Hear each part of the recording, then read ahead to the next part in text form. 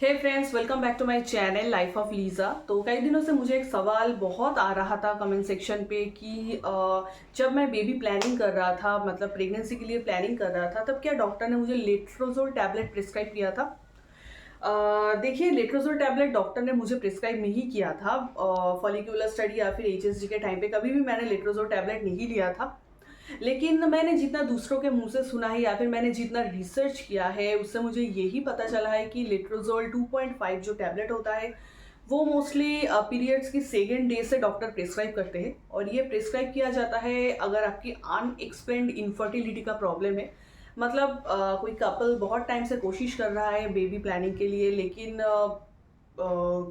कुछ भी प्रॉब्लम नहीं है, सारे रिपोर्ट्स वगैरह नॉर्मल है, लेकिन फिर भी वो कंसीव नहीं कर पा रहा है। In that case only doctors prescribe letrozole tablet.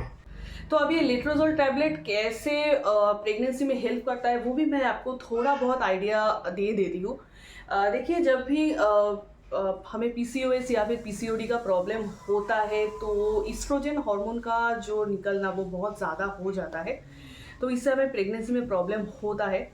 तो ये लेट्रोजोल जो टैबलेट है वो मेनली ईस्ट्रोजन जो हार्मोन है जो बहुत ज़्यादा निकल रहा है उसका निकलना थोड़ा कम कर देता है।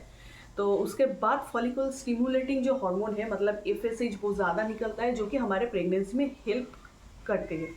तो लेट्रोजोल जो टैबलेट है वो बहुत सारे महिलाओं का प्रिस्क्राइब किया जाता है, डॉक्टर प्रिस्क्राइब करते हैं। एक बहुत ही कॉमन सा टैबलेट है। तो अगर आप अपने गाइनो को दिखा रहे हो और आपके गाइनो अगर आपको लेट्रोजोल टैबलेट ऑफर कर रहा है, आपको प्रिस्क्राइब कर रहा है, तो आप बेशक वो ले सकते हो, उससे कोई प्रॉब्लम नहीं है।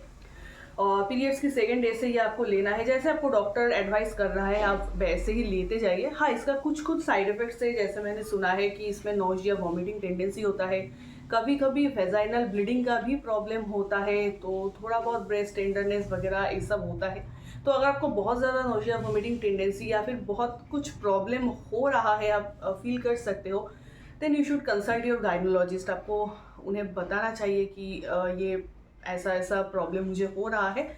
देन डॉक्टर आपको कुछ दूसरे दवाई या फिर कुछ और मेडिकेशन वो शायद आपको प्रिस्क्राइब करेंगे। हाँ, मेरे केस में मुझे कभी भी डॉक्टर ने लेट्रोजोल टैबलेट प्रिस्क्राइब नहीं किया था। इसके अलावा भी मुझे पूछा गया है कि एचएसजी टेस्ट के दौरान क्या मैं लेट्रोजोल टैबलेट लेती थी, एचएसजी टेस्ट करने के कितने दिन बाद आप अपने हस्बैंड के साथ संपर्क रख सकते हो। ऐसे बहुत सारे सवाल बहुत दिनों से आ रहा है। तो देखिए, मैंने इससे पहले भी डिटेल्स में इसके ऊपर वीडियो बनाया है, मैं फिर से बता देती हूँ। मुझे भी पीसीओएस, पीसीओडी का प्रॉब्लम था। 2013 में मुझे थायराइड का प्रॉब्लम डिटेक्ट हुआ था। तो बेसिकली मेरा थायराइड ऑपरेशन भी हुआ था 2013 में। उसके बाद जब मैं बेबी प्लानिंग कर रही थी 2020, तब जाके मुझे बहुत सारे टेस्ट के बाद पता चला कि I am also suffering from PCOS, PCOD. वो टाइम पे मेरा वेट गेन बहुत ज़्यादा हो गया था। नॉर्मली तो मैं दुबली पतली थी, लेकिन वो टाइम पे मेरा वेट गेन बहुत ज़्यादा हो गया था, फेस पे बहुत ज़्यादा पिंपल्स आ गया था, बाल बहुत झड़ रहा था। ये सब मोस्टली पीसीओडी का ही सिम्टम है।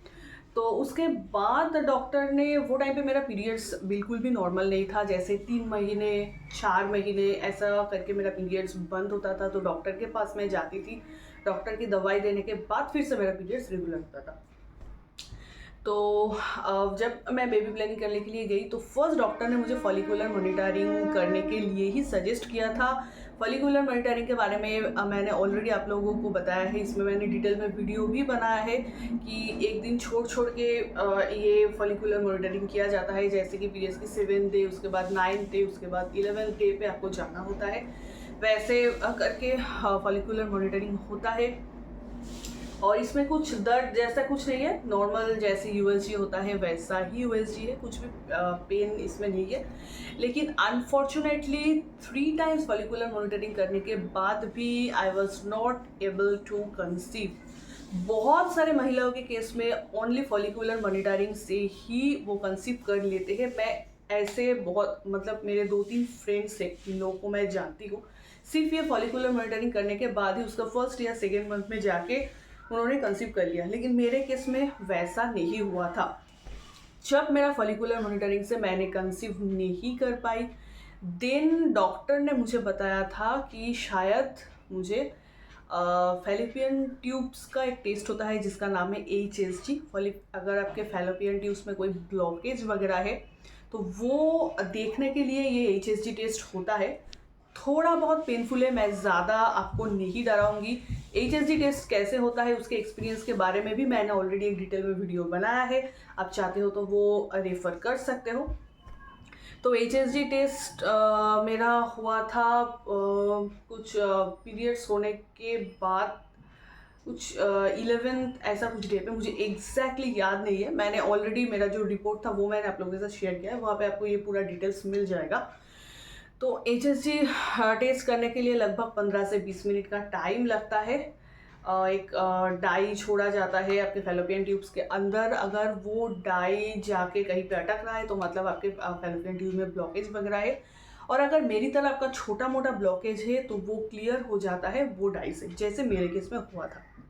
जो भी छोटा मोटा ब्लॉकेज था फैलोपियन ट्यूब्स में जिसके वजह से मैं कंसीव नहीं कर पा रही थी, वो ब्लॉकेज मेरा बिल्कुल भी क्लियर हो गया था HSG टेस्ट के दौरान। और HSG टेस्ट मैंने जिस मंथ में किया था, एक्चुअली उसी मंथ मैंने कंसीव कर लिया था। HSG टेस्ट मेरा हुआ था जिस दिन, उसके 2 दिन बाद से आपको संपर्क रखना होता है हस्बैंड के साथ एज पर माई डॉक्टर। तो जिस दिन मेरा हुआ था उसके 2 दिन छोड़ के आपको रखना होता है, क्योंकि वो 2 दिन आपका थोड़ा बहुत हेवीनेस, पेट में दर्द, अगर किसी किसी का तो वेजाइनल ब्लीडिंग वगैरह भी होता है। मुझे ब्लीडिंग नहीं हुआ था, मुझे सिर्फ वोमिटिंग हुआ था। तो 2 दिन बाद आप एवरीडे भी संपर्क रख सकते हो, या फिर एक दिन छोड़ छोड़ के ऑल्टरनेट डे पे भी आप हस्बैंड के साथ संबंध बना सकते हो। तो होने के बाद उसी मंथ में मैंने कंसीव कर लिया था, लेकिन PCOS PCOD के वजह से डॉक्टर ने मुझे कहा था कि आप जिस दिन पे आपको मतलब आपका पीरियड्स का डेट है उसके 10 दिन बाद जाके आप टेस्ट करना, क्योंकि पीरियड्स इरेगुलर था मेरा। तो मैंने आफ्टर 10 डेज जाके टेस्ट किया था, तो मेरा पॉजिटिव रिजल्ट आया था।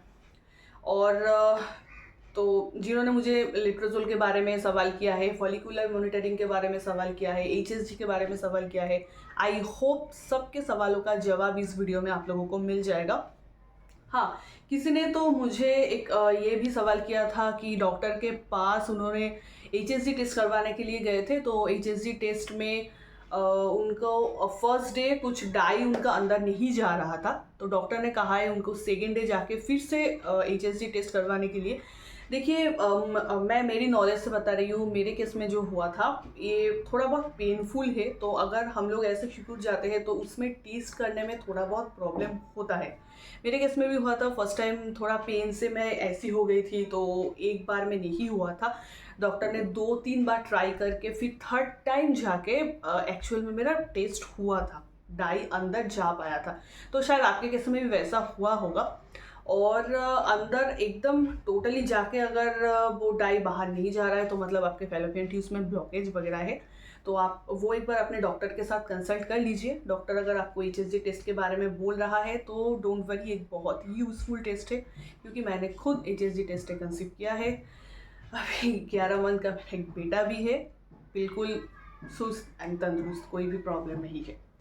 तो फ्रेंड्स, आई होप कि आप लोगों को आपका सवालों का जवाब ज़रूर मिल गया है। मेरे प्रेगनेंसी स्टोरी के बारे में मैंने ऑलरेडी डिटेल में एक वीडियो बनाया हुआ है, वो आप जाके देख सकते हो। और मेरी HSG टेस्ट एक्सपीरियंस, मेरी जो भी फॉलिकुलर मॉनिटरिंग हुआ था उसके सारे रिपोर्ट सब कुछ मैंने ऑलरेडी शो करके रखा है उस वीडियो में, तो आप वो एक बार देख लीजिए। और हाँ, अगर आपके HSG टेस्ट से आपकी कंसीव नहीं हो रहा है, जैसे मुझे किसी ने तो सवाल पूछा था कि आप फॉलिकुलर मॉनिटरिंग से कंसीव हो जाता है क्या, HSG टेस्ट से कंसीव हो जाता है। देखिए फॉलिकुलर मॉनिटरिंग करने से भी किसी किसी का कंसीव हो जाता है, HSG टेस्ट से ही कंसीव हो जाता है। सामने मैं ही हूँ मेरा ही वैसा ही हुआ था। किसी किसी का आफ्टर HSG भी कंसीव नहीं होता है। डोंट वरी, अगर आपके फैलोपियन ट्यूब्स में ब्लॉकेज वगैरह आ रहा है तो वो ब्लॉकेज निकलने का भी डॉक्टर के पास सर्जरी वगैरह होता है। डोंट वरी, थोड़ा बहुत आपका मतलब कॉस्ट जाएगा, बट प्रोसेस बहुत सारा है, सो डोंट वरी। इसके अलावा भी आप IUI प्रोसेस में जा सकते हो, जिसके ऊपर भी मैंने डिटेल में एक वीडियो बना है। IUI अगर नहीं हो रहा है तो you can go for IVF तो अभी के ज़माने में मतलब बहुत ही यूज़फुल सा एक टेक्निक है। तो मैं एक ही बात कहूँगी, don't take stress, please don't worry. Everything will be fine. So I hope कि आज का मेरा ये छोटा सा वीडियो आप लोगों को अच्छा लगा है, हेल्पफुल लगा है। एक हेल्पफुल लगा है तो एक लाइक ज़रूर करना, और अगर आपने अभी तक मेरे चैनल को सब्सक्राइब नहीं किया है प्लीज़ आगे जाके सब्सक्राइब भी कर देना, ताकि आगे मैं मेरी प्रेगनेंसी, मेरी पेरेंटिंग जर्नी, कॉम्प्लिकेशंस के बारे में, एक्सपीरियंस के बारे में जो भी मैं आप लोगों के साथ शेयर करूं उसका नोटिफिकेशन आपके पास जल्द से जल्द आ जाए। मिलते हैं नेक्स्ट वीडियो पे, टिल देन बाय बाय।